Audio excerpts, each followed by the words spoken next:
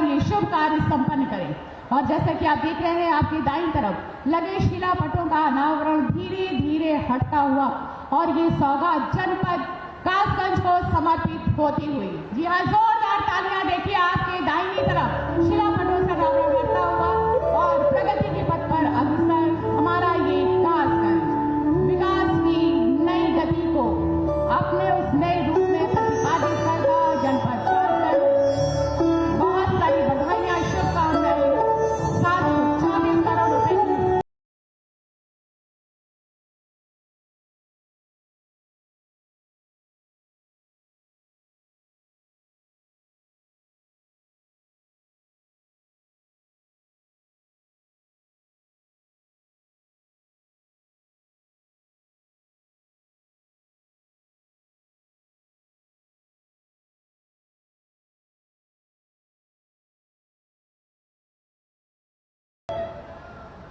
बहुत सारी बधाइयां, शुभकामनाएं जनपद कासगंज के निवासियों को। और इसके पश्चात जैसे कि हम सभी जानते हैं, विभिन्न विभाग से जुड़े हुए तमाम योजनाओं के लाभार्थियों को वितरण सामग्री प्रदान करने के लिए एक बार पुनः परम आदरणीय श्रद्धेय श्री माननीय मुख्यमंत्री जी को शत शत नमन करते हुए, सादर अनुरोध करते हुए, सावधान आमंत्रित करते हुए कि अपने कर कमलों से लाभार्थियों को वितरण सामग्री प्रदान करने की कृपा करें। सर्वप्रथम पीएम कुसुम योजना के अंतर्गत श्री चंद्रभान सिंह जी आपको प्रमाण पत्र देकर सम्मानित किया जाता है।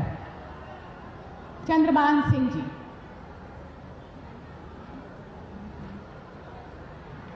और इसके पश्चात सब मिशन ऑन एग्रीकल्चर मैकेनाइजेशन योजना के अंतर्गत श्री नत्थू सिंह जी।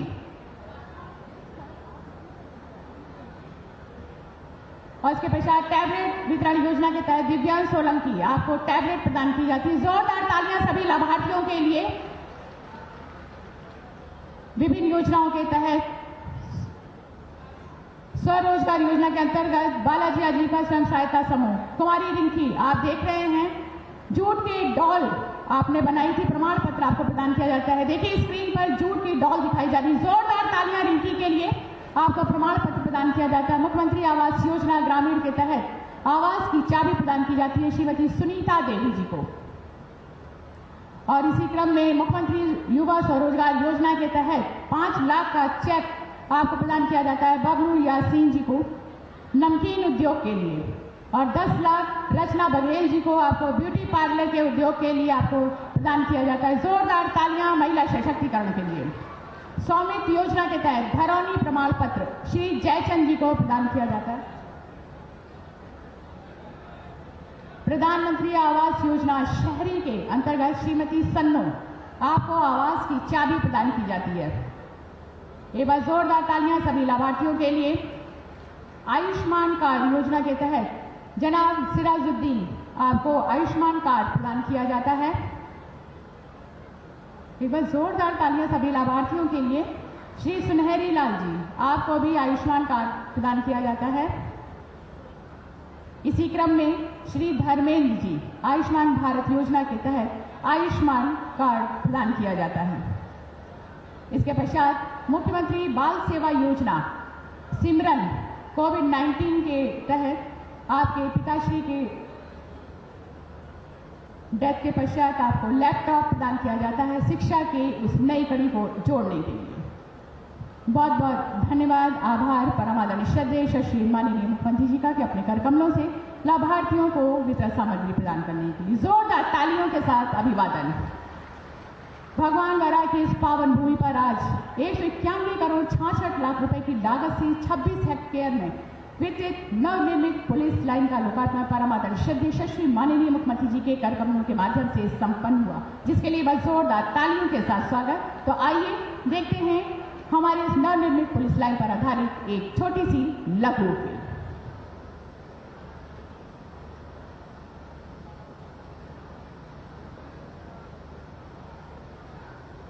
जनपद पुलिस का केंद्र बिंदु पुलिस लाइन शौर्य, पराक्रम, अनुशासन एवं कर्तव्य परायणता का बोध कराती है।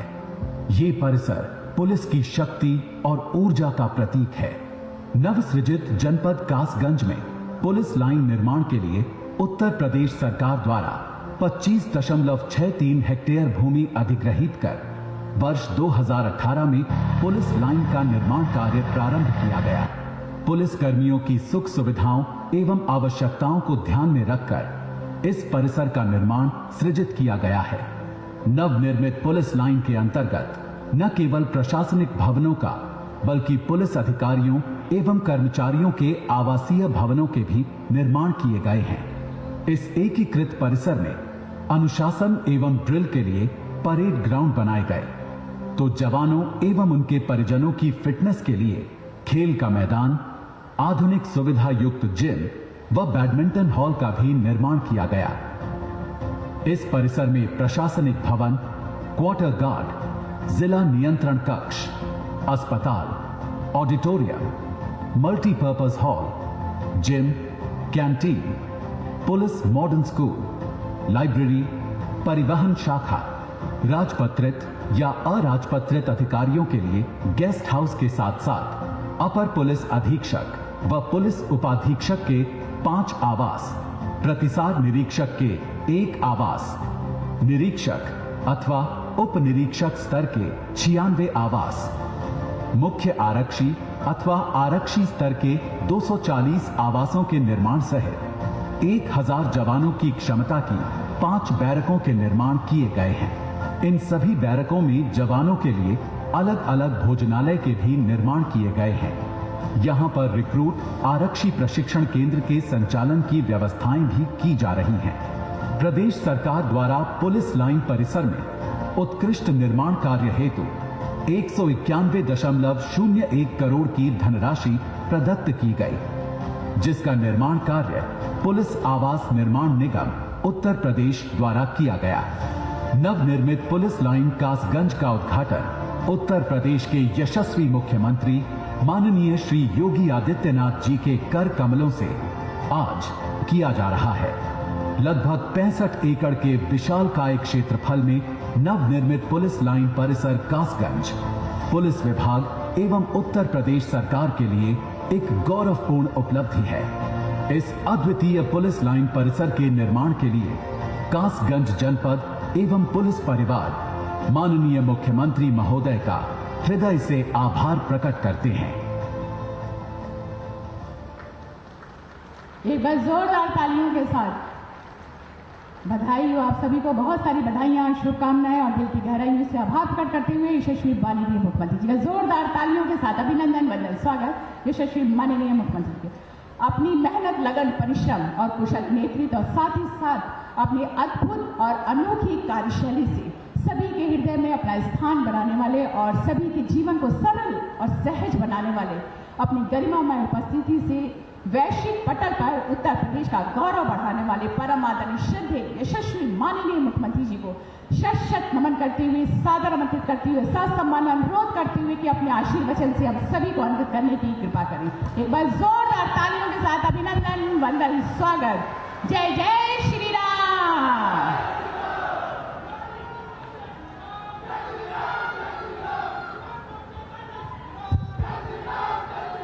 भारत माता की, भारत माता की, भारत माता की, वंदे वंदे वंदे। जनपद कासगंज की 724 करोड़ रुपए की परियोजनाओं के लोकार्पण और शिलान्यास के लिए आयोजित आज के इस कार्यक्रम में उत्तर प्रदेश सरकार में मंत्रिमंडल के मेरे वरिष्ठ सहयोगी, कासगंज के प्रभारी मंत्री चौधरी लक्ष्मी नारायण जी, उत्तर प्रदेश सरकार में बेसिक शिक्षा विभाग के मंत्री श्री संदीप सिंह जी, माननीय विधायकगण श्री देवेंद्र सिंह राजपूत जी, हरिओम वर्मा जी, विधान परिषद सदस्य श्री रजनीकांत माहेश्वरी जी, मानवेंद्र सिंह जी, जिला पंचायत अध्यक्ष श्रीमती रत्नेश कश्यप जी, पूर्व सांसद श्री राजवीर सिंह राजू भैया, प्रदेश उपाध्यक्ष भारतीय जनता पार्टी श्री ब्रिज बहादुर जी, प्रदेश मंत्री श्रीमती पूनम बजाज जी,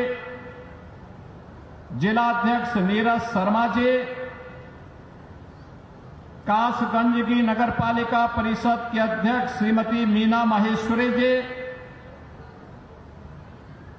अध्यक्ष नगरपालिका परिषद सोरो श्री रामेश्वर दयाल मोहरे जी, आज के इस कार्यक्रम में उपस्थित भारतीय जनता पार्टी के सभी पदाधिकारीगण, उत्तर प्रदेश के पुलिस महानिदेशक श्री प्रशांत कुमार जी, प्रमुख सचिव गृह श्री संजय प्रसाद जी, प्रशासन और पुलिस के हमारे सभी वरिष्ठ अधिकारीगण, कासगंज से जुड़े हुए मेरे सभी उपस्थित बहनों और भाइयों, आज ये मेरा सौभाग्य है कि श्री हरि विष्णु के 12 अवतार की इस पावन धरा को नमन करने, भारत के ज्ञान की परंपरा को सांख्य दर्शन के रूप में आम जनमानस को एक नई प्रेरणा और प्रकाश प्रदान करने वाले महर्षि कपिल की इस पावन धारा को मुझे नमन करने का सौभाग्य प्राप्त हो रहा है। इस अवसर पर कासगंज वासियों को 724 करोड़ रुपए की परियोजनाओं की सौगात भी मिल रही है। इसके लिए कासगंज के जनप्रतिनिधियों को हृदय से धन्यवाद देते हुए यहां की जनता जनार्दन का मैं अभिनंदन करता हूं, उनका स्वागत करता हूं। बहनों और भाइयों, मैं बधाई देता हूं कासगंज वासियों को कि आज इतनी परियोजनाएं आपको प्राप्त हो रही हैं। कासगंज, याद करिए, जब सृष्टि के निर्माण की प्रक्रिया आगे चल रही थी, भगवान श्री विष्णु का तृतीय अवतार 12 भगवान के रूप में इसी धरती पर, सोरों की धरती पर, इस धरा के कल्याण के लिए अवतरित होते हैं।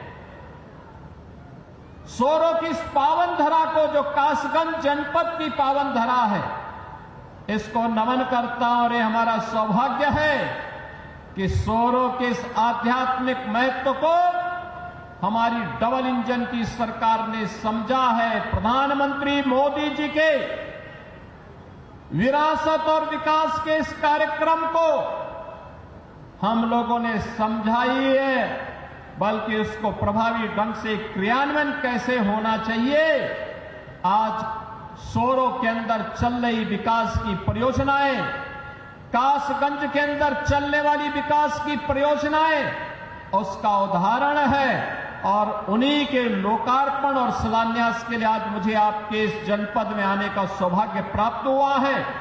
इन सभी परियोजनाओं के लिए मैं कासगंज वासियों को हृदय से बधाई देता हूं, अपनी शुभकामनाएं भी देता हूं। बहनों और भाइयों,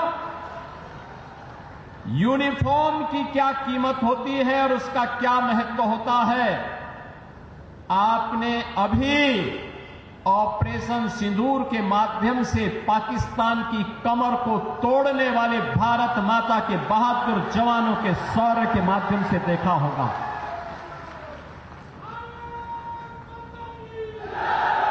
आपने देखा होगा कैसे प्रधानमंत्री मोदी जी के मार्गदर्शन में भारत के बहादुर जवानों ने पाकिस्तान को चारों खाने चित्त करते हुए उसको उसकी ही औकात में लाने का काम किया है।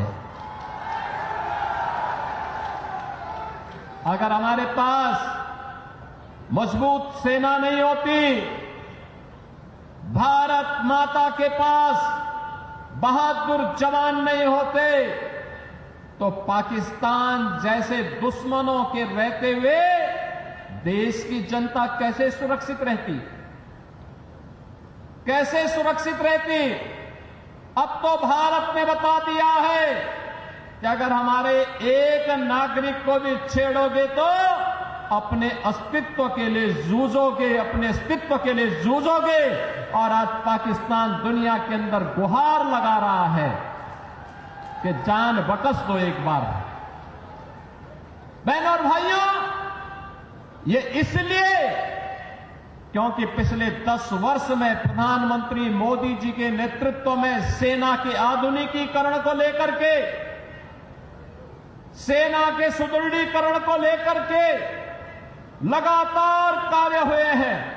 और इसीलिए भारत की सेना दुश्मन के किसी भी प्रकार का मुकाबला करने के लिए सदैव तत्पर रहती है। अगर कभी दुश्मन ने कोई जरूरत की तो उसके घर में घुस करके उसको मार करके उसका काम तमाम करने की पूरी क्षमता भारतीय सेना के पास है। बहनों और भाइयों, जो काम देश की सुरक्षा के लिए सेना का है, उसी प्रकार का कार्य आंतरिक सुरक्षा में कानून का राज स्थापित करने में पुलिस की हुई होती है। याद करिए 2017 के पहले का उत्तर प्रदेश कोई सुरक्षित नहीं था। सायंकाल होते होते सड़कों पर कर्फ्यू जैसा दृश्य दिखाई देता था। उपद्रवी और उत्पाती सड़कों पर आकर तांडव करते थे। न बेटी सुरक्षित थी, न व्यापारी सुरक्षित था। हर तीसरे दिन एक दंगा होता था। पर्व और त्योहार के पहले ही लोगों के घर में, लोगों के मन में एक आशंका आ जाती थी, पता नहीं अब क्या होगा, अब क्या होगा। प्रदेश में विकास ठप हो गया था। एक तरफ उपद्रव और दूसरी तरफ अंधेरा।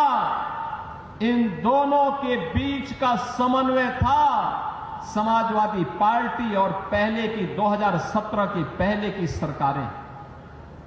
वे गुंडों के साथ मिलकर के प्रदेश में अराजकता फैलाते थे, कानून के लिए संकट खड़ा करते थे। बेटी और व्यापारी की सुरक्षा के साथ उनके सुरक्षा के साथ खिलवाड़ करते थे, सज्जनों को प्रताड़ित करते थे, दुर्जनों का महिमा मंडन करते थे। यही पिछली सरकारों का कार्य था। और जब विकास एजेंडे में नहीं होता है तो फिर सरकार कुछ कर नहीं सकती। याद करिए, कासगंज जनपद का निर्माण 2008 में हुआ था। 2008 में बहुजन समाज पार्टी की सरकार थी। उसके बाद 5 वर्ष समाजवादी पार्टी की सरकार रही। बहनों और भाइयों, पुलिस लाइन जो पुलिस की व्यवस्था की बुनियादी आवश्यकता होती है, इसके लिए न जमीन दी गई न पैसा दिया गया।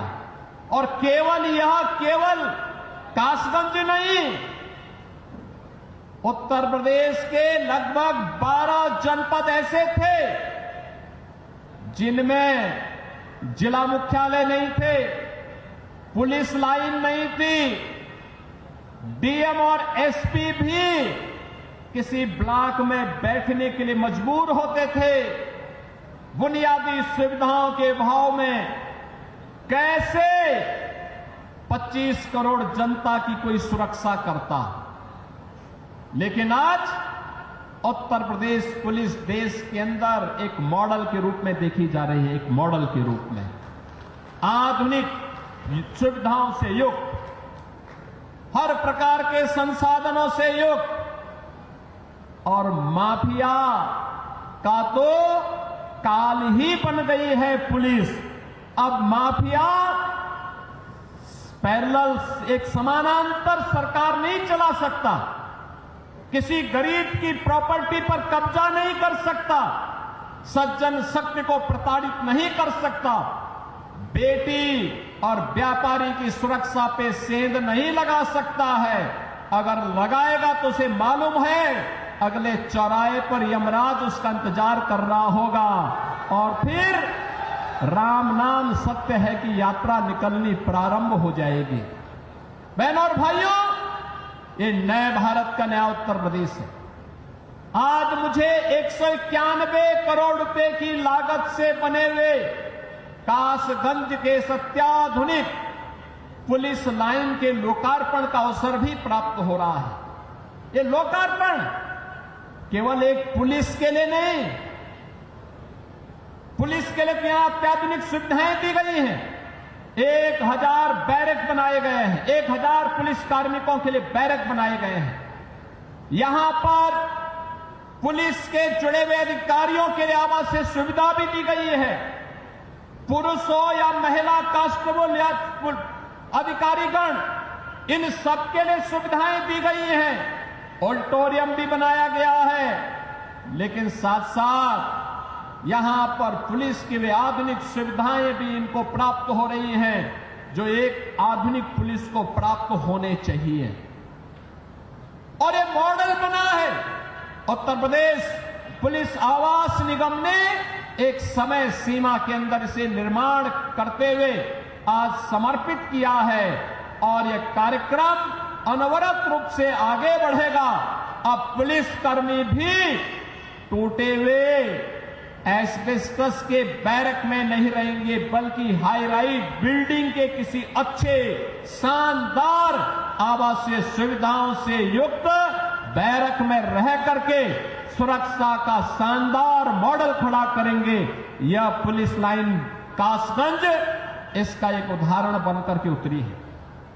मैं इस अवसर पर उत्तर प्रदेश पुलिस को, उत्तर प्रदेश पुलिस आवास निगम को और कासगंज पुलिस को हृदय से बधाई देता हूं जो इन सभी सुविधाओं का लाभ आज यहां प्राप्त करने जा रहे हैं।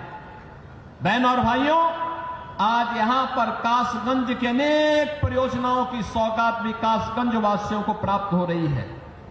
मुख्यमंत्री कंपोजिट विद्यालय का शिलान्यास, याद करिए, मुख्यमंत्री कंपोजिट विद्यालय यह शिक्षा का एक मॉडल बनने जा रहा है। अटल आवासीय विद्यालय की तर्ज पर अटल आवासीय विद्यालय 6वीं क्लास से 12वीं तक है, लेकिन मुख्यमंत्री कंपोजिट विद्यालय, बहनों और भाइयों, यह प्री प्राइमरी से लेकर के 12वीं तक होगा और हमारा प्रयास होगा पहले चरण में जनपद स्तर पर, दूसरे चरण पे तहसील स्तर पर, तीसरे चरण में ब्लॉक स्तर पर, चौथे चरण में न्याय पंचायत स्तर पर विद्यालयों की एक श्रृंखला खड़ी होगी और उत्तर प्रदेश के गरीब का बच्चा भी आधुनिक शिक्षा से युक्त होकर के देश के विकास में अपना योगदान देगा। शिक्षा के साथ साथ आज यहां पे स्वास्थ्य के लिए, स्वास्थ्य के साथ साथ यहां की सड़कों के लिए, पर्यटन विकास के लिए, पेयजल के लिए, नगरीय विकास के लिए और जीवन के प्रत्येक क्षेत्र में समग्र विकास की अवधारणा को आगे बढ़ाने के लिए आज इन सभी 724 करोड़ रुपए की परियोजनाओं की सौगात कासगंज वासियों को अर्पित करते हुए मुझे अत्यंत आनंद की अनुभूति हो रही है। मैं धन्यवाद दूंगा अपने माननीय जनप्रतिनिधियों को जिन्होंने रुचि लेकर के यहां की विकास की योजनाओं को आगे बढ़ाया है और रुचि लेकर के इन कार्यक्रमों को सफलतापूर्वक क्रियान्वित करने की दिशा में आगे बढ़े हैं। बहनों और भाइयों, विकास ऐसे ही बढ़ता है। शोरों का पर्यटन विकास होगा। याद करिए, शोरों का महत्व वही है जो आज संभल का महत्व है। अब तो आप समझ गए होंगे संभल के महत्व को। वहां भी भगवान श्री हरि विष्णु का कल्कि अवतार की भूमि है और ये सोरो श्री हरि विष्णु का 12 अवतार की भूमि, ये तीसरा अवतार है। याद करिए, सोरो तीसरा अवतार है और संभल 10वां अवतार है।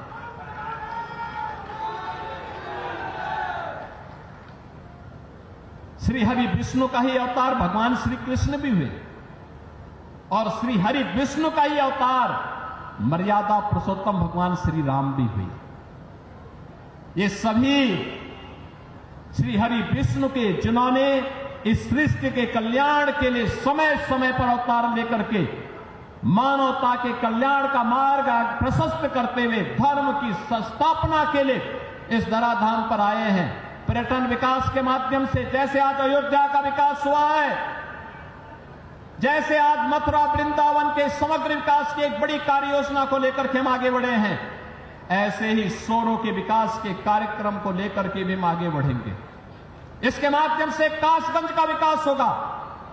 जैसे प्रयागराज महाकुंभ में करोड़ों की संख्या में श्रद्धालु जन आकर के वहां पे आस्था के अभिव्यक्ति को भी प्रदर्शित किए, लेकिन आस्था को आर्थिकी के साथ जोड़ा जा सके, इसका उदाहरण प्रयागराज ने दिया है। ऐसे ही आपका सोरो भी देगा। और इसलिए बहनों और भाइयों, विकास की इन सभी परियोजनाओं के लिए आगे बढ़ते हुए कासगंज वासियों को इस बात के लिए आश्वासन देते हुए आज मुझे यहां बताते हुए प्रसन्नता है, यहां पे कुछ प्रस्ताव हमारे जनप्रतिनिधियों ने इन्हें दिए हैं। इसमें ये प्रस्ताव मुख्य रूप से एक कासगंज का है, नदई पुल का सुंदरीकरण और उसके पुनरुद्धार की योजना का है, कासगंज की पौराणिक परंपरा को एक म्यूजियम के रूप में सजोने का है और म्यूजियम के रूप में सजोने की इन परियोजनाओं के लिए हम अपनी सहमति दे रहे हैं।